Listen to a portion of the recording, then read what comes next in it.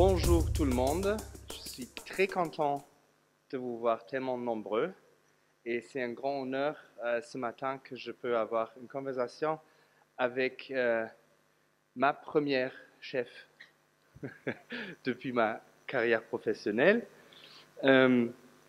Catherine Marcuel. Et on vient de converser justement sur comment je peux faire l'introduction pour Catherine et je me suis rendu compte que ça va nous prendre assez longtemps. Catherine était, tout d'abord, on parlait des justices hybrides hier. Catherine était une des pionniers parce qu'elle était juge à une de ces cours hybrides au Kosovo. Après, elle était chef des chambres au TPY. C'est là où j'ai même pu avoir son bureau. Hein? Et après, juge aux chambres extraordinaires au Cambodge. On en a parlé hier aussi. Après, chef du programme Rule of Law au Libéria. Et puis la ombudsperson pour le comité de sanctions du Conseil de sécurité pour Daesh.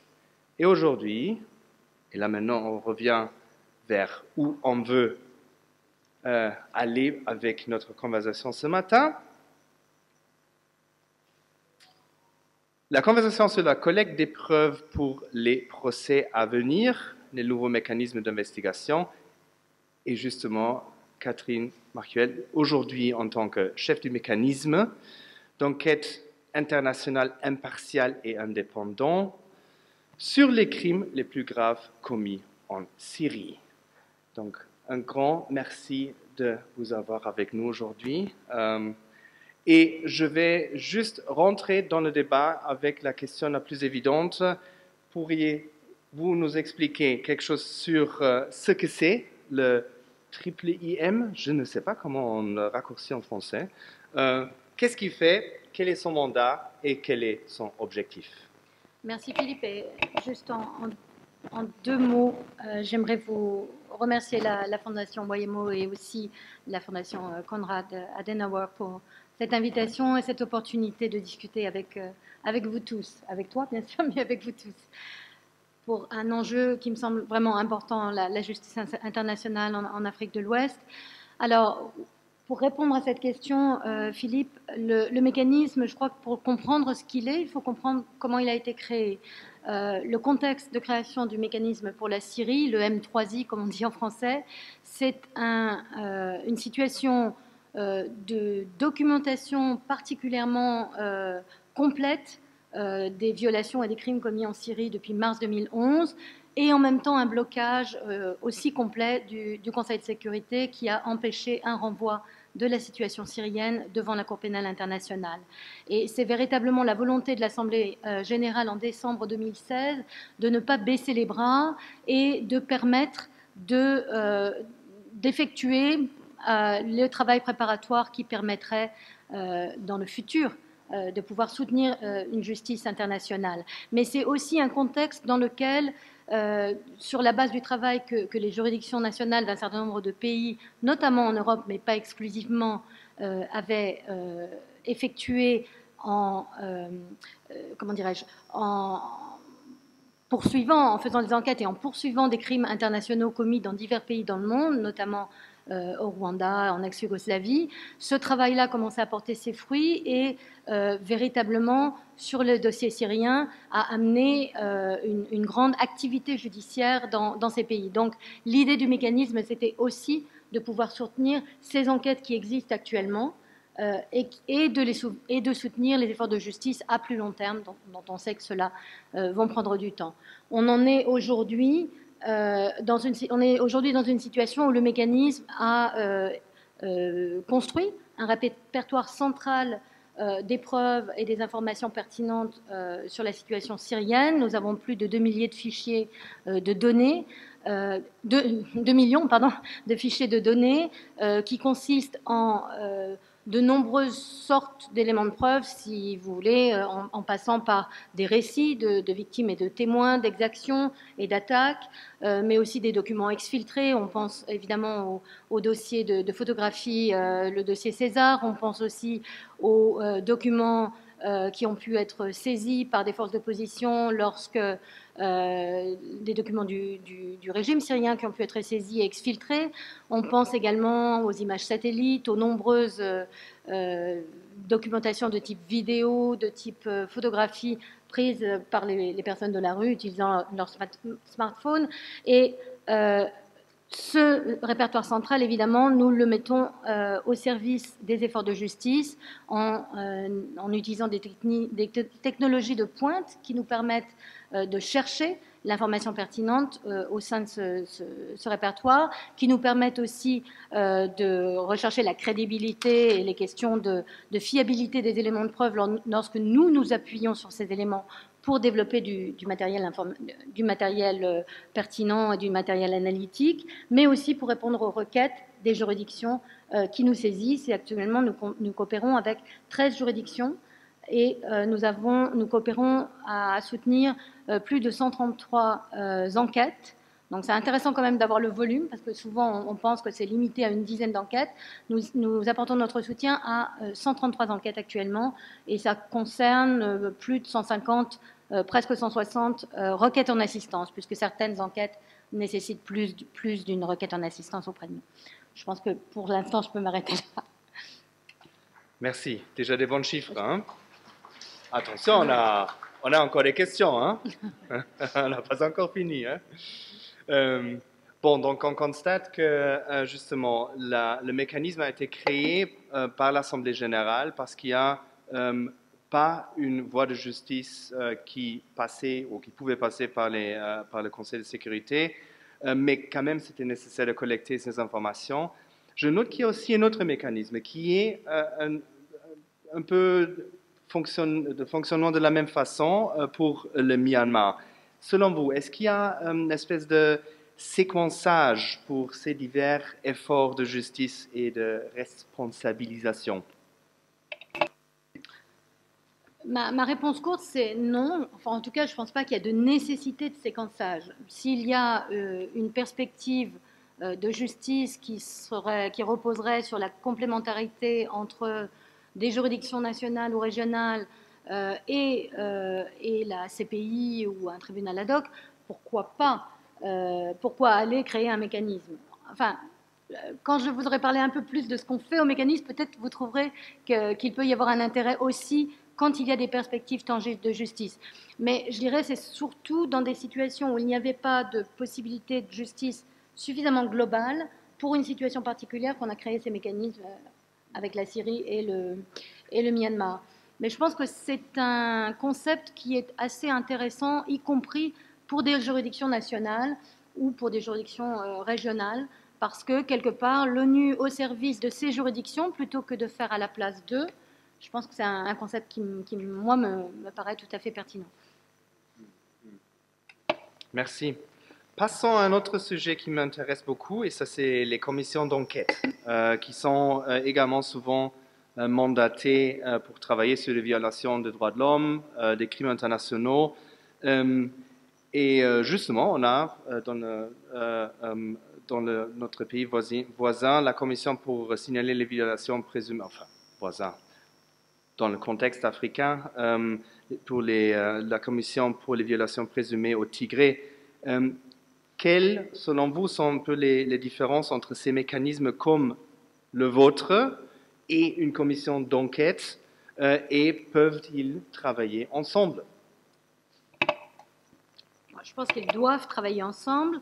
Ils sont très différents et ils servent des buts différents. Une commission d'enquête, c'est véritablement le but de faire des rapports publics, évidemment d'enquêter, mais aussi de faire des rapports publics sur l'existence de violations. Un mécanisme comme celui que je dirige, sa vocation, c'est d'être au service des juridictions. C'est d'utiliser la méthodologie du procès, la méthodologie de la matière pénale, les standards, les manières de conserver la chaîne de custody, comme on dit en bon français, la manière d'analyser et d'agréger du matériel de preuve au vu de ces standards pour rendre des conclusions qui vont être utiles pour la démonstration de l'existence des crimes et des formes de responsabilité. Donc, c'est deux démarches différentes Il est évident que dans notre situation où nous avons une coexistence, une préexistence de la commission d'enquête Syrie, qui depuis 2011 a fait des rapports, a identifié des schémas de crimes, a alerté sur l'existence des violations, ce travail qu'elle a effectué est très utile pour nous. Non seulement avoir accès au matériel sous-jacent à ces conclusions, ce qui n'est pas toujours facile.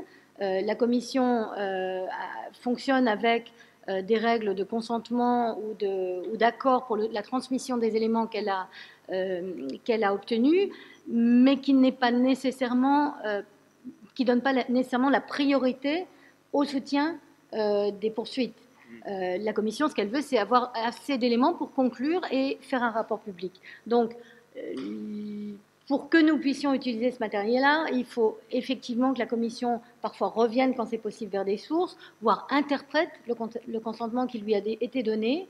Mais ça s'applique aussi à d'autres entités qui ne sont pas des commissions d'enquête ou du fact-finding classique. Je pense notamment dans le cas de la Syrie à la mission d'établissement des faits de l'Organisation internationale pour la lutte contre la prolifération des armes chimiques, l'OIAC, qui a recueilli du matériel pour établir l'existence d'usage d'armes chimiques. Accéder à ce matériel-là, vous imaginez que ce n'est pas très simple.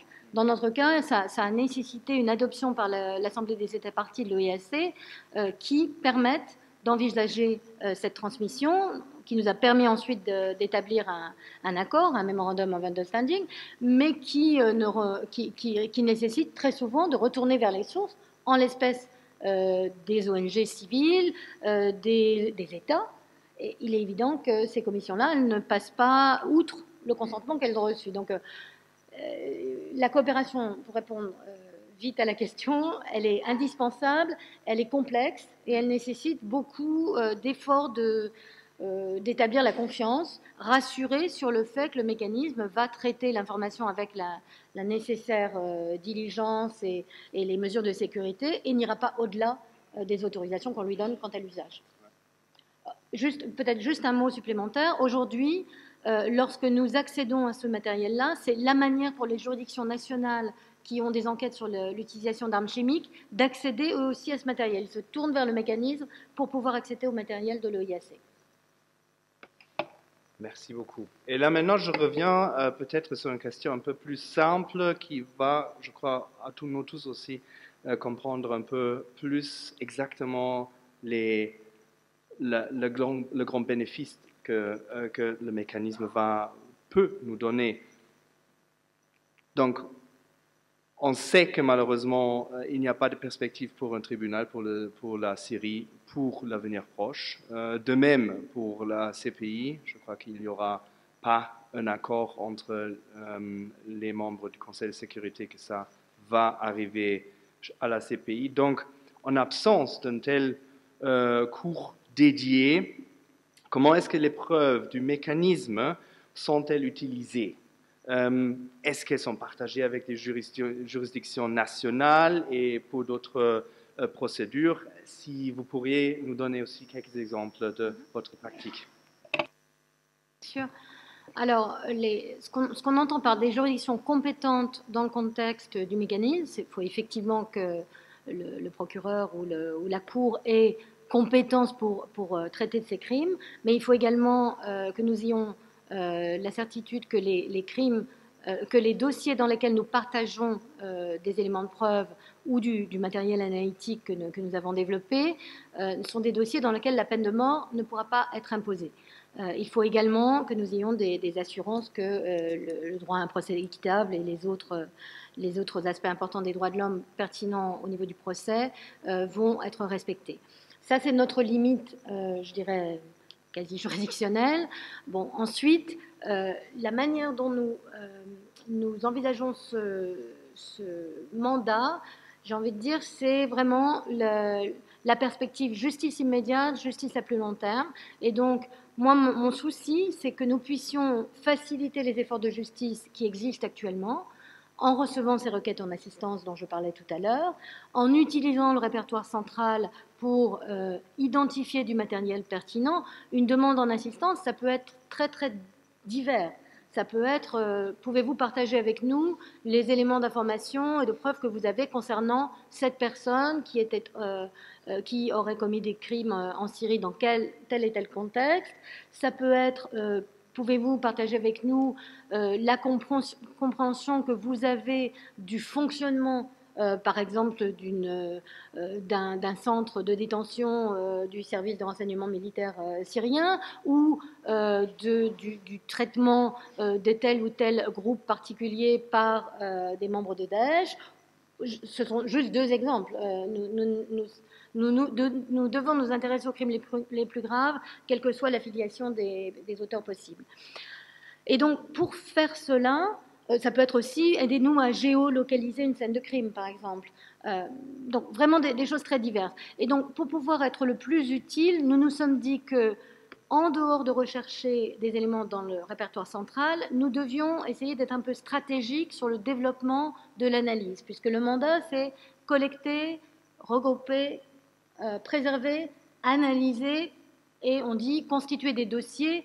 Et moi, j'ai une conception très modulaire de ce que c'est qu'un dossier. Un dossier d'un mécanisme comme le nôtre, ce n'est pas le dossier du procureur à la Cour pénale internationale, puisque nous n'allons pas effectuer les actes d'accusation. Donc, c'est développer le matériel analytique qui va pouvoir être utile à un procureur.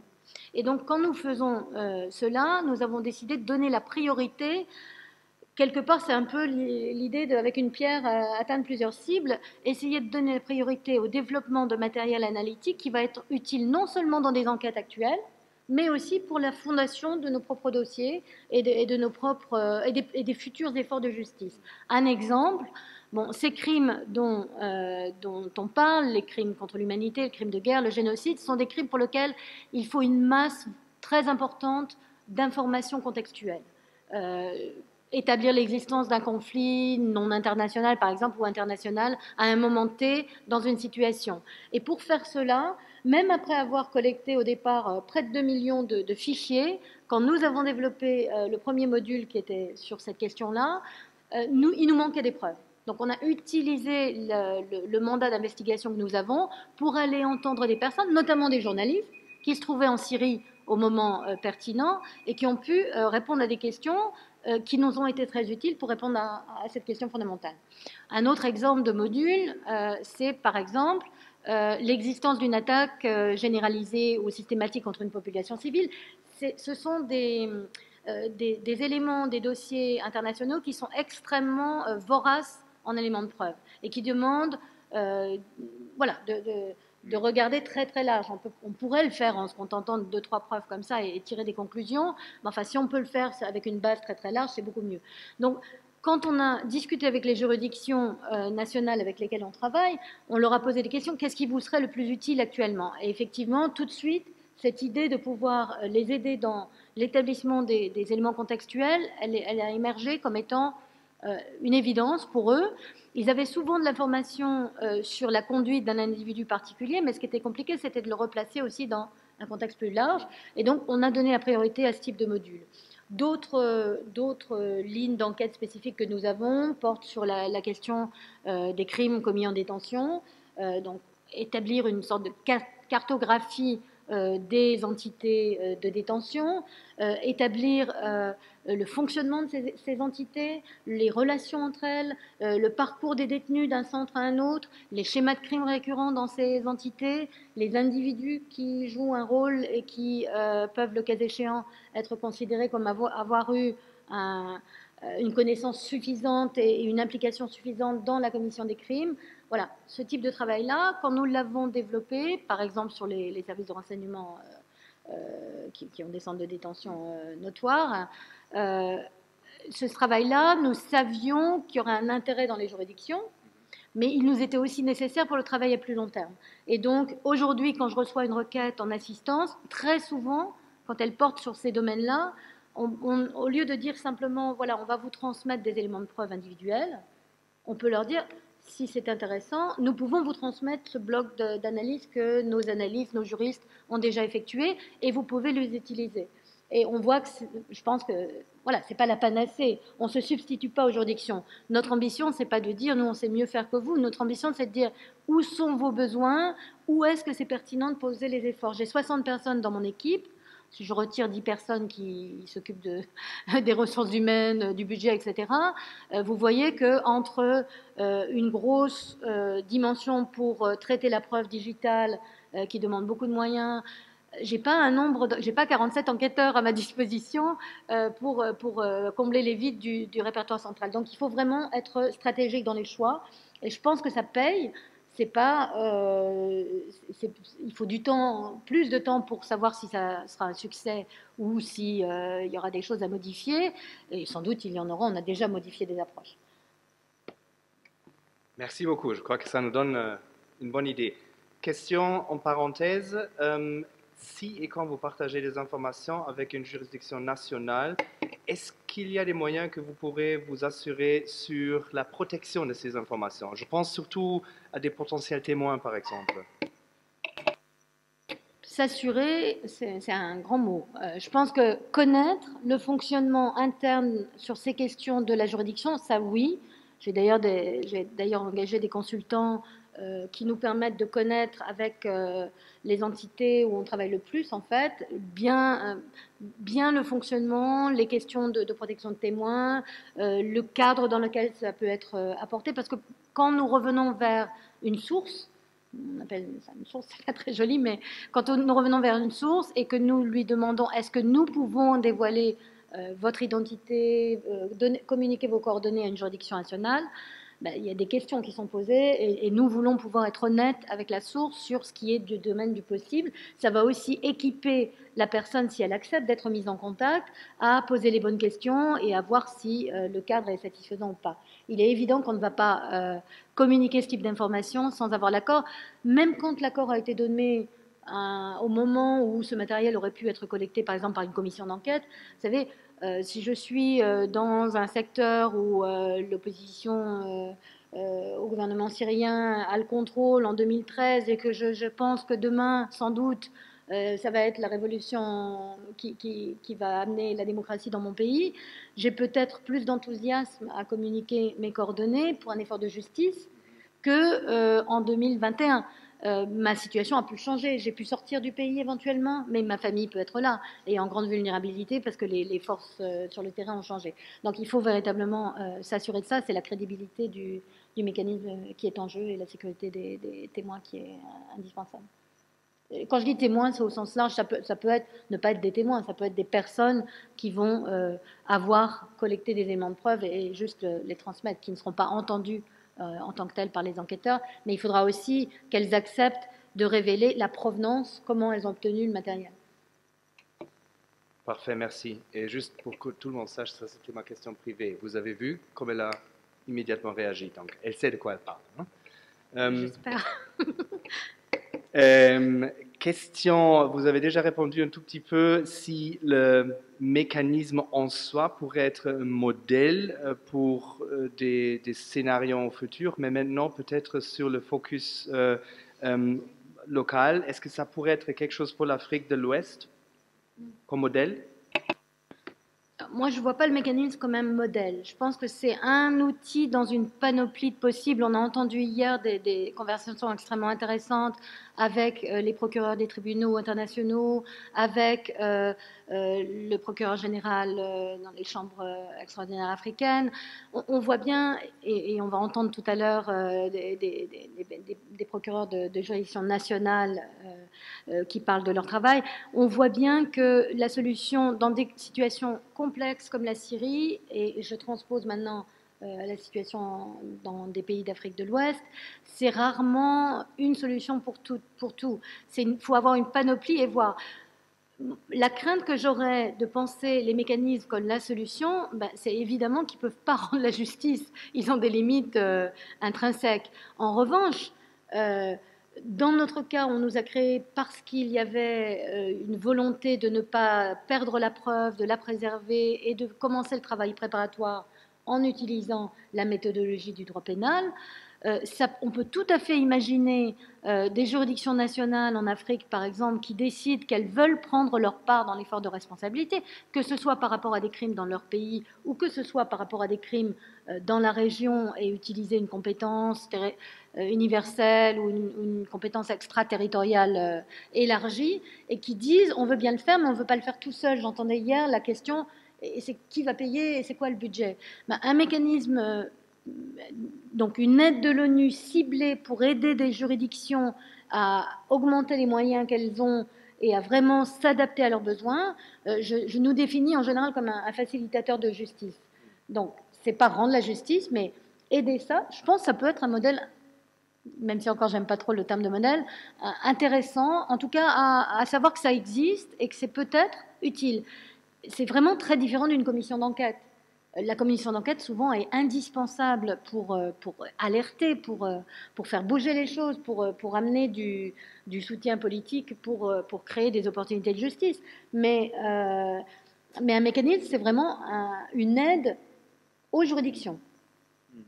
Alors, oui, moi, je pense que ça peut, j'espère que ça pourra créer de l'envie ou de l'intérêt et éventuellement, et je suis forcément ouverte à discuter avec ceux d'entre vous qui seraient intéressés lors de la pause ou ensuite, vous pouvez m'envoyer un email et on peut tout à fait en parler en dehors.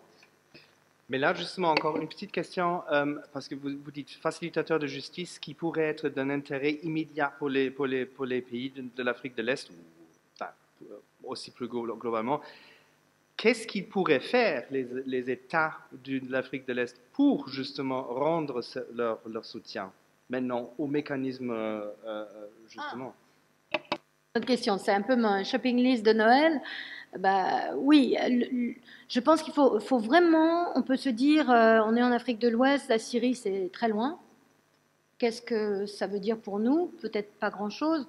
Moi j'ai eu à la fois la chance et le malheur de travailler dans beaucoup de situations extrêmement difficiles dans le monde, en ex-Yougoslavie, sur des dossiers du Rwanda aussi, au Cambodge et maintenant en Syrie. Et je vois que finalement, ces crimes fondamentaux, ils nous concernent tous. C'est-à-dire, c'est pas seulement la Syrie, c'est pas seulement les pays où des réfugiés sont arrivés en masse, c'est les États du monde qui doivent être concernés. Pas de justice pour la Syrie aujourd'hui, ça veut dire pas de justice demain en Afrique de l'Ouest pour des crimes, ça veut dire un sentiment qu'on peut se laver les mains et que finalement, oui, il y aura une bande d'excités d'ONG qui vont faire un peu de boulot et puis on fera une commission d'enquête et on s'arrêtera là. Non, c'est pas ça la justice. Il faut aller au-delà et il faut effectivement. Donc pour un soutien pour le mécanisme, c'est politiquement dire nous on croit à la responsabilité pour les crimes fondamentaux, on veut prendre notre part, c'est voter dans les résolutions, on a un mandat nous avons la chance que ce mandat est open-ended, donc on n'a pas à revoter le mandat de manière régulière, mais il y a une résolution sur la Syrie qui revient tous les ans, et donc exprimer sa satisfaction pour le travail du mécanisme si on est convaincu, ou en tout cas exprimer le soutien à la responsabilité en général, c'est déjà une grosse aide. Et je ne parle pas des votes du budget qui évidemment sont le nerf de la guerre, elles sont importants pour nous, mais là encore, oui, c'est extrêmement important d'avoir le soutien d'une base large et montrer que l'Afrique de l'Ouest et l'Afrique en général est concernée par les questions de responsabilité. Ouais. Merci beaucoup. Je reviens avec ma prochaine question un peu sur le parallélisme des initiatives de justice et justement un tout petit peu notre nouvelle vision de justice qui est pas seulement versée vers, focusée sur la justice pénale, mais aussi plutôt la justice transitionnelle, les nombreux éléments comme aussi la vérité, la réconciliation, la recherche des personnes disparues, mettre des victimes devant dans le processus, accorder plus d'attention à des facteurs de sexe, de religion, d'origine ethnique des enfants. Un exemple récent, maintenant vraiment un pays voisin, la Commission de la vérité en Gambie. D'après votre expérience, comment vous voyez l'interaction entre ces différents objectifs? Voyez-vous qu'il y a des tendances mondiales à ce fin que les États devraient poursuivre un certain modus operandi pour lutter collectivement contre l'impunité? Je pense qu'il faut lutter collectivement contre l'impunité, parce que s'il y a une chose que cette conférence a démontré, c'est qu'il n'y a pas une entité ou un État qui a la solution tout seul quand on parle de crises globales qui dépassent largement les capacités d'un seul État. Et la coopération entre États, entre juridictions nationales, en l'utilisation des réseaux comme le réseau génocide européen. J'aurais été intéressée d'ailleurs de savoir si l'Union africaine s'intéresse à ça. C'est un concept qui met en relation de manière régulière des procureurs et des personnes qui luttent contre les crimes internationaux et qui leur permet d'échanger à la fois de l'information sur les enquêtes qu'elles ont en commun, mais également de l'information sur des méthodologies, sur des problématiques qui permettent de faire avancer un peu le débat. Je voudrais répondre à la question peut-être plus de l'intérieur du mécanisme. Pour nous, si je veux vous donner une image, je dirais que on entend souvent ça, mais nous, on essaie de le mettre en pratique vraiment. On est convaincu qu'une approche centrée sur les victimes, les survivants est indispensable.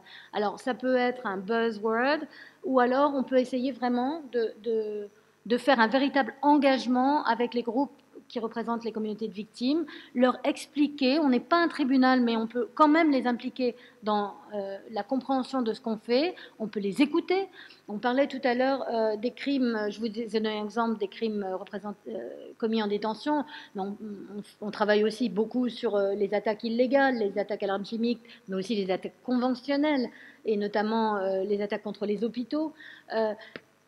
Pourquoi est-ce qu'on a choisi de travailler là-dessus? C'est aussi parce qu'on entend des victimes que c'est les crimes qui pour eux représentent la situation en Syrie. Et ce n'est pas une communauté de victimes, c'est des communautés de victimes. Donc, placer la victime au centre en allant vers elle, je ne parle pas nécessairement seulement d'individus, mais aussi d'entités qui les regroupent, qui les représentent. Les inviter quand on parle de ces questions de justice, les écouter et comprendre comment l'effort que nous menons fait du sens pour eux ou éventuellement changer un peu la direction pour que ça corresponde mieux, ça c'est très important. Les questions de genre, on a parlé on parle souvent des questions de genre comme c'était un peu un truc on the side et que c'était pas vraiment au cœur.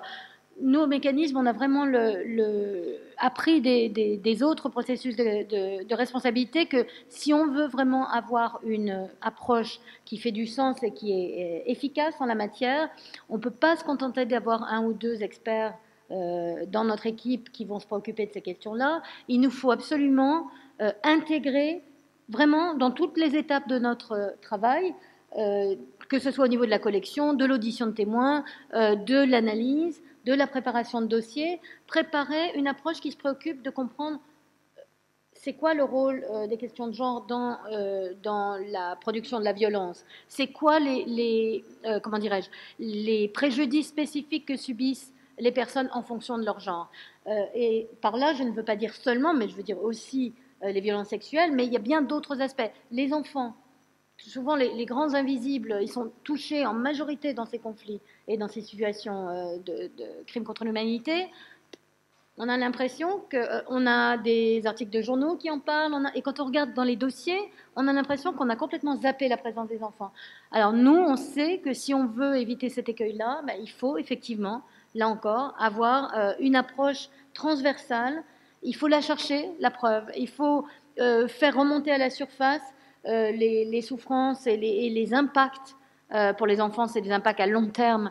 Si on ne veut pas les voir demain être impliqués eux-mêmes dans la production de violence à nouveau dans leur pays. Et donc ça, ce sont des approches transversales qui pour nous comptent beaucoup. Un dernier point, la situation qui est vraiment absolument cruciale dans le contexte de la Syrie, mais j'imagine entièrement transposable, c'est la question des personnes disparues.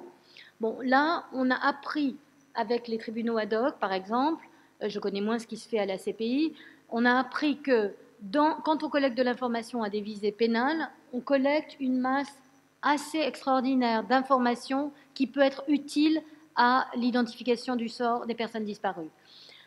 Le problème, c'est que si on ne s'en préoccupe pas dès le début, on peut beaucoup perdre l'information dans la masse et ça va demander beaucoup d'efforts ensuite à des organisations spécialisées, la Commission des personnes disparues, mais on pourrait penser aussi à d'autres grands acteurs humanitaires qui ont un mandat comme cela.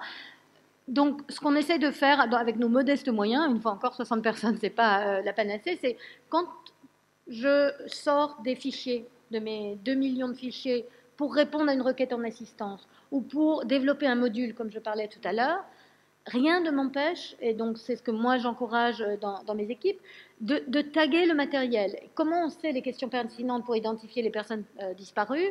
Eh bien, on a posé la question aux entités qui ont ce mandat-là. Qu'est-ce qui est important comme information pour vous? Et on l'a intégré dans l'analyse de ces éléments-là. C'est pas révolutionnaire, hein, on n'a rien inventé, mais c'est utile. Et l'idée aussi, c'est pourquoi attendre la fin des travaux du mécanisme? Pourquoi ne pas les transmettre au fur et à mesure? Et donc, on transmet tous les 4 mois. Voilà, un petit exemple de choses concrètes pour ces choses transversales dont vous parliez. Merci beaucoup. Et une dernière question, et après c'est pour vous. En fait, vu votre expérience dans le domaine de la justice internationale, si vous voyez un pays qui n'est soit pas capable, soit les autorités ne veulent pas faire des poursuites criminelles, qu'est-ce que vous direz à ceux qui essayent de de travailler sur la justice internationale? Qu'est-ce que vous leur dites? Qu'est-ce qu'il faut faire? Ouais, je ne suis pas sûre que ce soit à moi de le dire, mais moi je dirais baissez pas les bras, persévérez, oui, collecter de l'information, essayer de montrer qu'il faut un rapport public sur cette situation et faites-le en sachant que le pénal va demander la possibilité d'utiliser le travail que vous faites. Donc faites-le avec cette perspective-là. Coopérez ensemble. On crée un mécanisme onusien, on n'a pas nécessairement anticipé les conditions pour permettre la transmission de l'information. Donc, pensez-y en amont. Et si vous êtes un État, eh bien, comme je disais tout à l'heure, peut-être réfléchissez qu'est-ce qu'on a dans la boîte à outils qui pourrait, dans notre situation, pardon, apporter des opportunités de justice tangibles. C'est ensemble qu'on peut arriver à quelque chose. C'est pas même la grande CPI. Si on lui renvoie une situation, je ne pense pas que ce soit Fatou qui me contredira, elle n'a pas les moyens de traiter tout. Elle va traiter et c'est la notion de complémentarité, le top de l'iceberg. Et une juridiction nationale toute seule n'aura peut-être pas beaucoup les moyens non plus. Mais ensemble, on peut faire des choses. Donc, il faut essayer d'exploiter ces possibilités de coopération et le cas échéant, demander à l'ONU d'assister ces processus-là. Avant, quand on demandait à l'ONU d'assister, on disait « Envoyez-nous des grands juges internationaux qui vont venir nous expliquer comment on va faire ». Il y a ça, et ça peut être utile, mais on peut aussi dire « Mais nous, on n'est pas complètement incapable de faire les choses, on l'a démontré, mais cette situation-là, elle est telle qu'on aurait besoin peut-être d'un petit coup de pouce, quelques analystes en plus qui parlent la langue, quelques enquêteurs spécialisés, des personnes qui peuvent nous aider à rendre visible la question des violences sexuelles et des autres violences de genre, qui peuvent nous aider aussi à intégrer la dimension des enfants dans notre travail. Et ça, je pense que c'est tout à fait dans les cordes de l'ONU. Excellent. Un grand merci, Madame Marchuel. J'ouvre le débat maintenant. Je crois qu'on a déjà eu pas mal de discours, mais j'espère que ça a engendré encore des questions. Et donc, on va faire comme hier. Je crois que je vais prendre 3 questions à la fois. Et là, maintenant, je regarde. Ah, voilà. Là, c'est numéro 1, 2 et 3e question. Est-ce que vous êtes tellement impressionné? Pas de questions. Ah ben, je peux vous dire une chose. Il y a immédiatement recommandation à lire. 7e rapport sur le mécanisme, c'est sur le site du mécanisme du 21 février 2021. C'était un peu ma préparation pour cet entretien. C'était assez bien. C'est pour ça que j'ai pu poser les questions. Hein. Alors, à vous. Merci. Juste une petite question très pratique. À quels organismes, enfin à quels cours, quels tribunaux vous êtes autorisés transmettre des informations? Je pense là vraiment en tant qu'avocat. Quand on a, par exemple, des dossiers d'asile ou quand il y a des cours qui sont en charge du droit d'asile, il y a peut-être des informations que vous avez qui sont fondamentales et pour aider des victimes qui n'auraient pas d'éléments pour justifier de leur situation et également peut-être parfois sur les organismes chargés de vérifier des éventuelles accusations contre certaines personnes qui sont aussi réfugiées. Est-ce que vous avez l'autorisation de transmettre des informations pour ce type de cas? Merci Madame Guisset. Peut-être juste on prend aussi Emmanuel, comme ça vous répondez aux deux à la fois. Aussi une question un peu pratique venant de Mioji qui fait de la documentation. Donc vous recevez de l'information d'intermédiaires, de sources.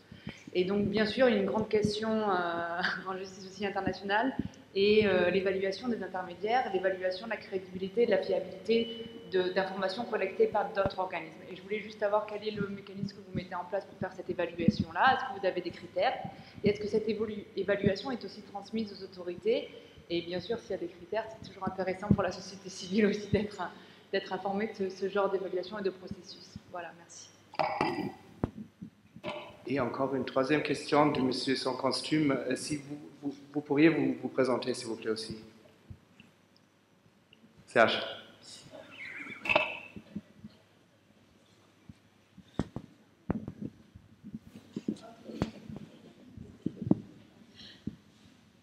Mais avec cravate. Oui, j'ai moins. Non, voilà. On a parlé hier de tous les problèmes liés à la coopération.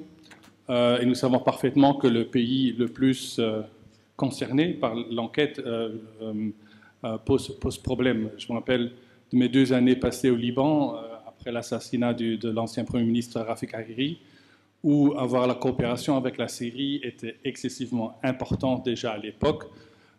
J'étais quelques fois à Damas. On a notamment auditionné le président qui était d'accord d'être auditionné après beaucoup de négociations, notamment avec les diplomates russes, etc.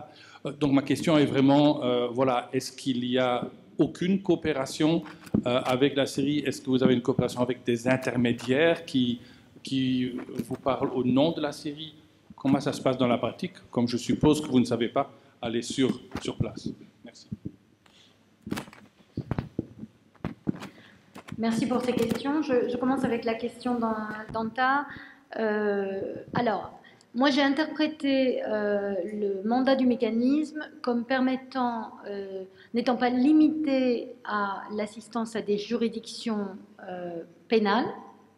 Donc ça donne un premier élément de réponse à votre question. En revanche, ce qui n'est pas négociable, c'est qu'il faut que ce soit une juridiction. Donc, si c'est une commission administrative et qu'il n'y a pas d'accès à une juridiction, ça ne sera pas envisageable. Nous, pour vous donner des exemples de possibles transmissions, un système où c'est une juridiction qui décide, par exemple, de procédures qui concernent le fait, par exemple, d'avoir menti dans une procédure d'immigration, ça c'est possible. Et ça serait possible même si ça n'était pas, comment dirais-je, une procédure pénale. On sait par exemple aux États-Unis, c'est du pénal. Mais même dans une procédure où ça ne serait pas pénal, à partir du moment où il y a examen par une juridiction, oui, on peut soutenir. À partir du moment où effectivement le cœur de la matière, c'est en relation avec des crimes fondamentaux commis en Syrie. Hein. Pour donner un autre exemple, nous ne soutiendrions pas pourtant ce sont des juridictions, des poursuites uniquement à caractère antiterrorisme. Il faut qu'il y ait au moins une perspective au stade de l'enquête de poursuites pour crimes fondamentaux. D'accord ? Nous pourrions soutenir un effort de réparation engagé par des victimes devant une juridiction. Nous ne l'avons pas fait dans le cas, par exemple, de l'affaire Marie Colville, mais c'est le type de choses que nous aurions pu faire, et ça pourrait être des victimes syriennes qui viennent demander réparation dans une juridiction, s'il y a une juridiction compétente qui peut.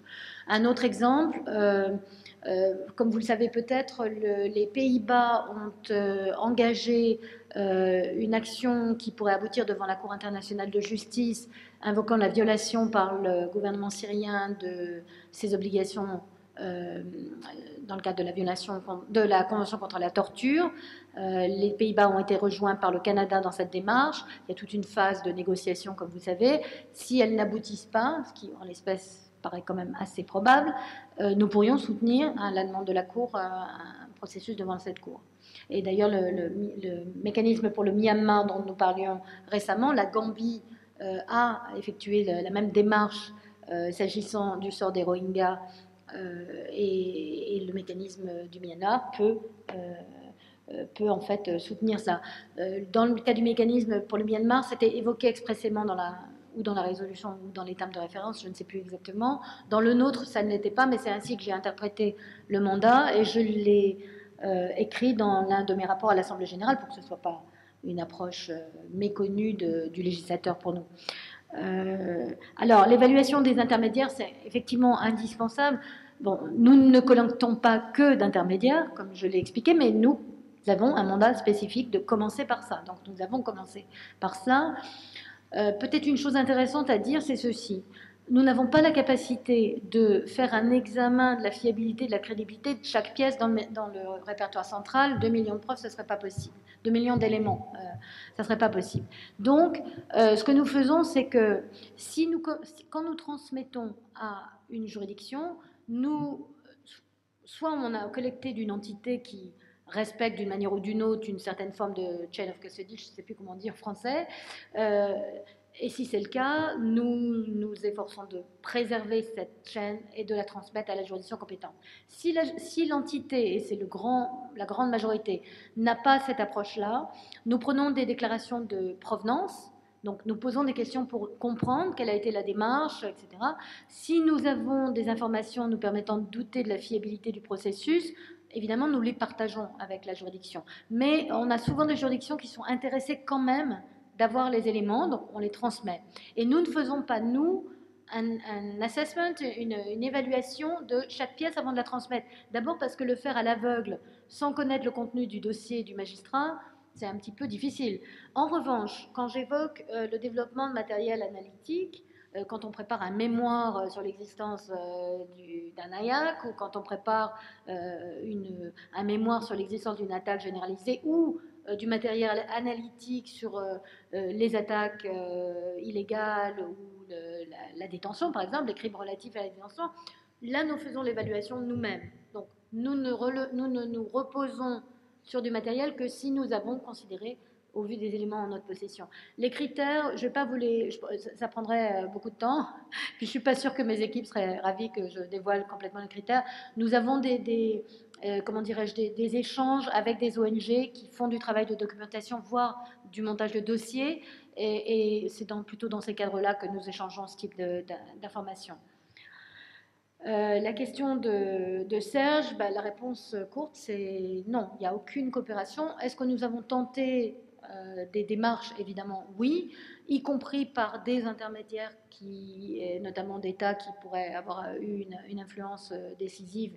Nous avons tenté. Bon, en même temps, alors c'est un vrai problème. Si on était un tribunal et que nous devions éventuellement pousser encore plus loin le travail, ne pas avoir accès à des scènes à des mass graves, ne pas avoir accès à de l'information, à des archives, comme on a vu à quel point c'était extrêmement utile dans le cas de l'ex-Yougoslavie, évidemment, ça manque. Est-ce que ça bloque complètement et qu'on ne peut pas faire le travail? J'ai envie de dire non. Demandez à Aurélia qui est là, qui a fait ce travail-là pendant longtemps en juridiction. Je ne crois pas que vous avez eu accès à la Syrie. Alors nous, on aurait pu éventuellement avoir accès au nord de la Syrie, c'est un choix. Est-ce qu'on se positionne en disant on va utiliser des partenaires que nous avons pour essayer de rentrer au nord de la Syrie? Moi, j'ai fait le choix de dire essayons de préserver une toute possibilité quand la situation évolue et de respecter quand même le fait qu'il y a des autorités actuellement et que sans autorisation de leur part, on ne se rend pas sur le territoire, c'est un choix. Je ne sais pas, c'était peut-être pas le meilleur choix. Peut-être il aurait fallu. En tout cas, c'est le choix que j'ai fait et pour l'instant, je reste sur cette position-là. Merci. Là maintenant, j'ai la madame ici devant. Sans costume. Non, c'est plutôt une question aussi pour les experts qui sont ici dans la salle. Hein. Parce que j'aimerais savoir, avec le défi des crimes terroristes dans toute la région du Sahel, et qu'est-ce qu'il faudrait faire si les États maintenant, je sais peut-être c'est le futur, ou, se mettent d'accord, disent c'est une bonne idée d'avoir un mécanisme tel pour transfrontalier, les États de l'Afrique de l'Ouest qui tous vivent le problème du terrorisme, on approche, on demande l'Union de nous aider. Est-ce que ça pourrait être quelque chose qu'on pourrait faire ici, qu'on pourrait initier ou mettre l'idée dans la tête des gens que peut-être ça pourrait être un mécanisme? C'est quand même un grand problème ici dans la région. Donc, je ne sais pas, comme je dis, c'est difficile pour vous de répondre, mais peut-être il y a des experts dans la salle qui ont des idées là-dessus. Bah, oui, je pense que c'est effectivement difficile pour moi de répondre. Mais, comme j'ai dit, le modèle, il faut s'en saisir, y réfléchir et voir si ça peut ça peut aider. Après, il ne faut pas non plus vouloir substituer un mécanisme à des véritables opportunités de justice. Ça ne peut être qu'une aide. I think that this was, we kind of recognized the fact that the crimes, especially talking about this region, were very much interlinked, interconnected. For instance, we saw that after the Libya situation happened, we saw how Mali was also affected. We also saw the group of terrorists, Akim, and how they were related to other terrorist groups, and how they were working in the sub-region. So what we thought, we talking about in my previous role as ICC prosecutor, what we thought to do was to kind and have some kind of networking with the states in the West African region to tackle this issue of terrorism. Because obviously, crimes against humanity is committed. So we wanted to create that interconnection and collaboration in the context of a strategic goal of the office, which was to reach out to states parties and to see what they can do and what we can do together. Because as I had said, it was important to have that two-way interaction, especially the problem of terrorism is a very complex one. And right now we see that in the sub-region, almost every region is affected, especially in West Africa. So this was important. I think Amadi may have something to say on that. Je vais essayer de compléter, Madame le procureur, par le Goal 9 qu'il avait mis en œuvre dans la stratégie du bureau, qui est devenu Goal 6, parce que chaque 3 ans, on développe la politique pénale. L'idée, c'était de travailler avec la sous-région et les États pour échanger et des informations et puis pousser les justices nationales à agir par rapport aux crimes qui sont commis et que la Cour ou le bureau ne pourrait pas prendre du fait pas seulement des ressources, mais de la gravité. Alors, je ne peux pas, parce qu'il faut attendre peut-être dans 6 mois pour déflorer, pour tout disclose, pour divulguer maintenant l'idée du nouveau procureur après la stratégie de Fatou, c'est de dire, comme vous l'avez fait tout à l'heure, des propositions à la sous-région. Est-ce qu'un mécanisme, c'est ce que j'ai voulu dire hier, est-ce un mécanisme? Est-ce que c'est quelque chose d'hybride, c'est-à-dire où les procureurs des régions concernées, Sahel, Boko Haram, crime islamique, Boko Haram, ou les procureurs Hakim, ou les procureurs auraient une compétence, mais qu'il y aurait quelque chose de flexible au niveau de l'appel. Elle pense aussi à quelque chose qui donnerait une compétence aux juridictions nationales, mais avec une institution spécialisée qui aurait un rôle d'appel ou véritablement d'harmonisation des pratiques, ou quand il y a des décisions, qu'il y ait l'appel. Ou bien, carrément, quelque chose d'hybride, voilà, qui concernerait la région.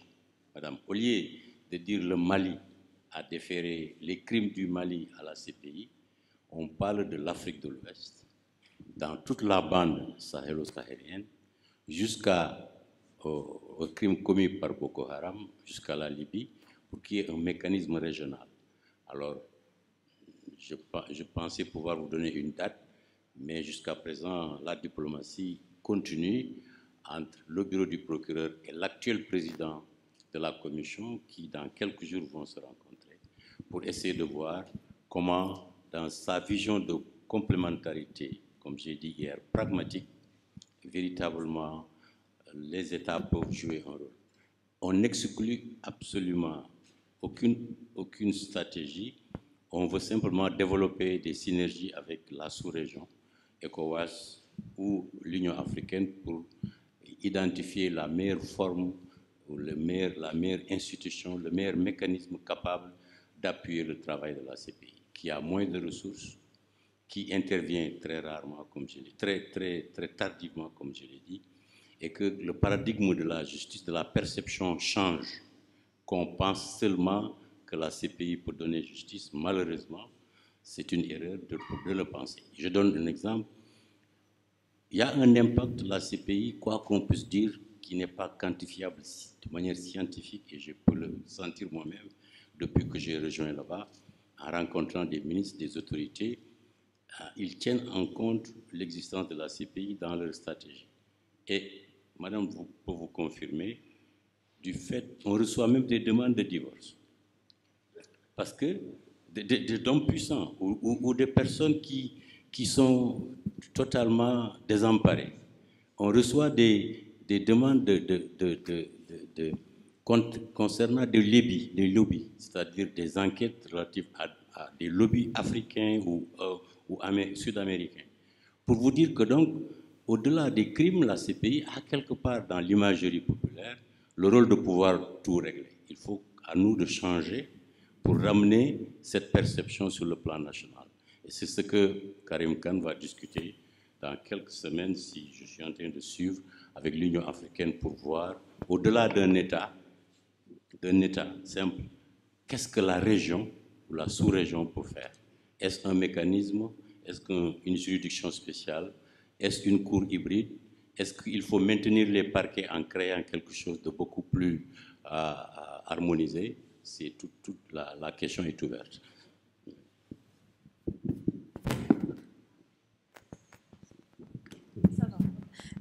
Bonjour à tous. Je voulais juste donner quelques observations par rapport à l'Union africaine, les institutions de l'Union africaine en matière de lutte contre le terrorisme. Peut-être vous posez les questions, les mécanismes, et les mécanismes existent déjà. Il y en a beaucoup d'ailleurs. Que ce soit au niveau normatif, nous avons toute une convention de l'OUA pour lutter contre le terrorisme de 1999, qui a été renforcée par la suite par un protocole en 2004. Et puis au niveau institutionnel, il y a toute une architecture qui s'appelle l'APSA. C'est l'architecture de l'Union africaine pour la paix et la sécurité. Et entre autres, peut-être aussi que les gens ne connaissent pas beaucoup nos mécanismes et nos institutions de l'Union africaine. Il y a le CAERT, tout un centre à Alger, qui s'appelle le Centre de recherche de lutte contre le terrorisme. Ils font beaucoup de travail de conceptualisation et de logistique dans le cadre de lutte contre le terrorisme. Il est fonctionnel depuis à peu près 5 ans et ils ont une revue dans laquelle, d'ailleurs, je lance un appel pour les doctorants et pour les chercheurs, c'est ouvert pour pouvoir écrire. Il y a aussi un mécanisme très intéressant qui s'appelle AFRIPOL et qui existe depuis 2016 et qui est basé à Alger. Mais malheureusement, au niveau logistique, technique, ça n'a pas encore pris de l'ampleur. Et au niveau du Sahel, il y a le GS5 Sahel, mais je peux vous dire qu'il y a vraiment beaucoup d'autres mécanismes par rapport à ces questions de lutte contre le terrorisme, y compris moi-même, je travaille sur la Convention africaine d'extradition, la Convention africaine sur l'assistance judiciaire. Donc au niveau de la COADI, nous avons constaté qu'au niveau de l'Union européenne et des autres continents, ils ont leur mécanisme depuis les années 50 et 60, alors qu'au niveau africain, ce genre de mécanisme, ça se fait au niveau bilatéral, alors que je pense qu'il est maintenant important, d'autant plus que la ZLECAf, la zone économique de libre-échange continentale, est entrée en vigueur cette année, 1er janvier 2021, et mobilité des personnes et des services, et on pense que l'espace africain, malheureusement, est très très dangereux. Comment vous voulez faire une intégration sans que vous puissiez avoir des mécanismes réels et fonctionnels pour pouvoir justement contrôler l'espace, contrôler cette ascension d'acteurs non étatiques, les réseaux terroristes, etc. Donc, juste pour terminer, je vous dirais qu'il n'est pas question d'inventer des mécanismes nouveaux. Les mécanismes existent déjà, mais il y a de grands problèmes et des moyens financiers. Et il y a un grand problème de volonté politique pour justement affermir et consolider et mettre en place ces mécanismes de façon effective. Il y a aussi les ingérences extérieures qu'il ne faut pas omettre. Je parle de mon pays, du cas de la Tunisie et de la Libye. Il y a une forte présence des forces étrangères, malheureusement, qui aident ces réseaux terroristes, qui les financent. Et je nomme la Turquie et le Qatar. Et donc là aussi, c'est un problème énorme. Tant que vous ne pouvez pas contrôler ces choses-là, donc le terrorisme restera et il pourra se multiplier. Et peu importe que vous ayez des mécanismes ou pas, donc le problème, c'est que les réalités politiques, les réalités géostratégiques vont l'emporter. Et donc je pense que vous avez tout à fait raison de dire qu'il faudra ce va-et-vient, il faudra être plus intelligent, plus cohérent, plus harmonieux et surtout avoir une ferme volonté politique de lutter contre ces fléaux qui malheureusement sèment le désordre. Et c'est peut-être comme ça que l'on pourra mettre la main sur les richesses, entre autres naturelles africaines, lorsque nous sommes dans le désordre, dans la spirale du désordre. Et je vous donne juste une proposition que le prochain séminaire, le prochain colloque porte sur les mécanismes de lutte contre le terrorisme, expérience comparée, et donner à l'Afrique, entre autres, des idées nouvelles pour asseoir des mécanismes plus effectifs. En tout cas, au niveau de nos universités, plein d'étudiants s'intéressent à ces choses-là. Et c'est le fléau numéro 1, c'est la priorité des priorités. Si vous n'avez pas un espace sécurisé, il n'y a pas de prospérité, il n'y a pas de développement, il n'y a pas de richesse, il n'y a pas d'intégration. Je vous remercie. Merci beaucoup. Je vois qu'il y a déjà eu un mal de très bons commentaires. J'aimerais bien peut-être donner maintenant la parole à Madame Marchiel pour ses réflexions là-dessus et aussi pour quelques dernières remarques pour clôturer cette session. Merci beaucoup. Merci Philippe. Conversation très intéressante, la question du terrorisme. Et moi, je pense qu'on manque un objectif très important si on considère les questions de terrorisme uniquement sous l'angle terrorisme. Je pense que ne pas, quand c'est le cas, il y a évidemment des situations de personnes qui ont pu rejoindre un groupe terroriste et ne pas avoir pris part à des atrocités, ne pas pouvoir... pour lesquels on ne peut pas établir de liens suffisants. Mais quand c'est le cas, quand des individus ont véritablement participé à des crimes de masse au nom d'une idéologie d'un groupe, qu'il soit djihadiste ou autre, d'ailleurs, je pense qu'on perd une opportunité très importante. Alors, nous, c'est la position que nous avons prise au mécanisme pour la Syrie, de ne pas fermer la porte à des enquêtes qui visent éventuellement les deux aspects, mais de ne pas soutenir des enquêtes qui complètement se limitent à la participation à un groupe terroriste. Et je pense que du point de vue des victimes, c'est pas du tout la même chose. Regardez le contenu d'un dossier purement terreau, où elles sont les victimes. C'est quoi l'impact, la souffrance, ce qu'elles ont véritablement vécu de l'intérieur par rapport à ces crimes. Puis c'est aussi faire la part belle, je trouve, à l'idéologie quelque part, parce que si on gomme la réalité pour les victimes, ben, je pense que la personne que vous jugez, elle reste aussi convaincue qu'elle n'est entrée, que finalement sa cause était plus forte que la vôtre et qu'elle avait bien fait de s'engager là-dedans. Non, moi, c'est ma conviction personnelle, mais enfin, je pense que quand on envisage la question éventuellement de la relation entre le droit pénal international et ces phénomènes de terrorisme, ce qui est tout à fait intéressant, c'est peut-être de prendre un petit peu de hauteur et de regarder, quand on est devant des phénomènes transnationaux, quelle pourrait être l'utilité de regrouper les efforts, et notamment, je ne sais pas, je fais un raccourci un peu rapide, mais quand les outils que nous avons développés pour une situation comme la Syrie, c'est ce que font les juridictions nationales aussi, c'est une notion d'enquête structurelle qui essaye d'examiner tous les groupes d'auteurs potentiels et de comprendre le fonctionnement, les relations entre eux, etc.